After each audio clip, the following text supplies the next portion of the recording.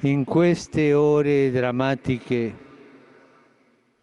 Papež Frančišek je po molitvi angelovega češčenja in blagoslovu 23. oktobra iz apostolske palače na trgu svetega Petra znova spomnil na preganjanje in nasilje v Iraku. I nostri animi sono scossi dalle efferati atti di violenza che da troppo tempo si stanno commettendo contro i cittadini innocenti, siano musulmani, siano cristiani, siano appartenenti ad altre etnie e religioni.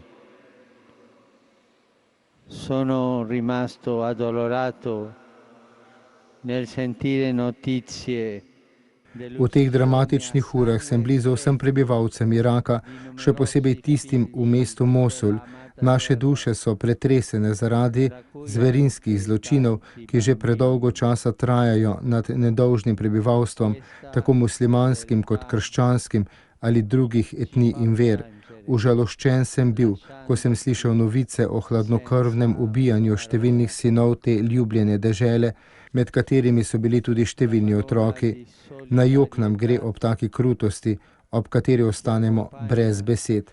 K besedi solidarnosti dodajam tudi zagotovilo, da se bom spomnil v molitvi, da bo Irak tako hudo preizkušan, močan in trden v upanju, da je možno iti proti varnosti, spravi in miru. Zato vse vas prosim, da se mi pridružite v molitvi v tišini. Zdrava Marija, milosti polna, Gospod je s teboj, blagoslovljena si med ženami in blagoslovljen je sad tvojega telesa, Jezus. Sveta Marija, Mati Božja, prosi za nas grešnike, zdaj in ob naši smrtni uri. Amen.